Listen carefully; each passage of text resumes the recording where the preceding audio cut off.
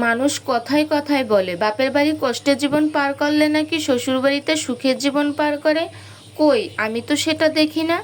আমার বেলায় তো সেটা নয়। আমিও না, আমি বাদে অনেকেরই দেখেছি। আল্লাহ কেন করে এমন? আল্লাহ চাইলে সব সুখই করতে পারে। হ্যালো এভরিওয়ান, আপনাদের কাছে নিয়ে আসলাম একটি শুটকি ভর্তার রেসিপি।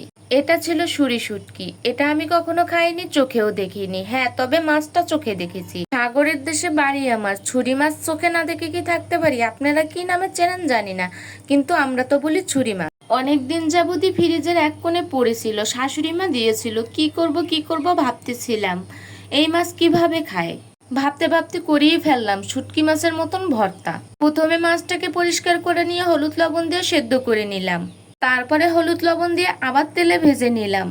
সরিষার তেল দিয়ে ভাজলে পারফেক্ট হয়। পেঁয়াজ রসুন শুকনো জাল সরিষার তেল দিয়ে বাদামি কালার করে ভেজে নিলাম। ভাজার পরে কি যে একটা ফ্লেভার বের হলো, মন চায় তখনই খেয়ে ফেলি। শিলনোড়ায় বেটে ভর্তা বানানোর মজাই আলাদা, ব্লেন্ডার করার মজাই আলাদা। ওই যে কথায় আছে না, আলিস্যার ভয়ে বাড়তে ইচ্ছা করে না। এত টেস্ট হয়েছিল যা বলার বাহিরে। ভিডিওটি যদি আমার ভালো লাগে অবশ্যই একটা শেয়ার দিয়ে পাশে থাকবেন। ধন্যবাদ।